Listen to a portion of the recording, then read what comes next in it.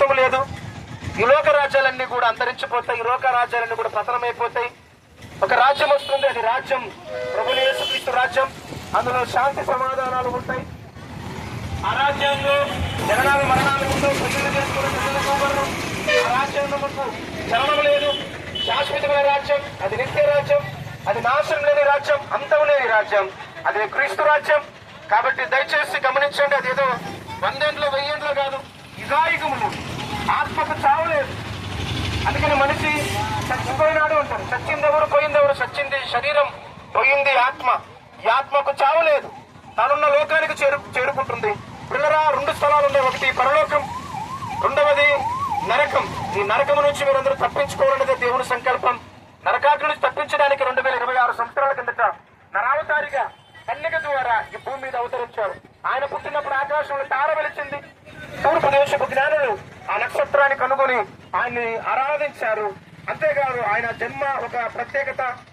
ఆయన పుట్టినప్పుడు ఆకాశమంతా కూడా మరి వెలుగుతో నింపబడింది. దేవదూతల పరలోక సైన్య సమూహం భూమి మీదకి మరి దిగివచ్చింది. అంతేకాదు ఆయనకి ఇష్టమైన మనుషులకు సమాధానము అన్నారు.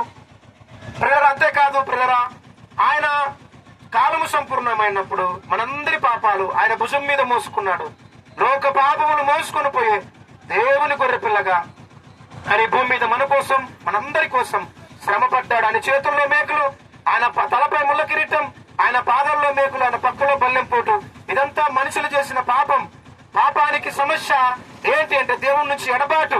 ఆ ఎడబాటు ద్వారా మనం అనేకమైన కష్టాలు అనుభవిస్తున్నాం. ఆ కష్టాలన్నీ పోవాలంటే దేవుని దగ్గరికి రావాలి. దేవుని దగ్గరికి రండి, ఆయన అప్పుడు మీ ఎద్దుకు వచ్చును అని దేవుని వాక్యం తెలియజేస్తుంది. కాబట్టి శిలువలో మన కోసం బలియాగం అయిపోయినాడు. ఆయన రక్తమంతా కార్చాడు, ప్రాణమును అర్పించాడు.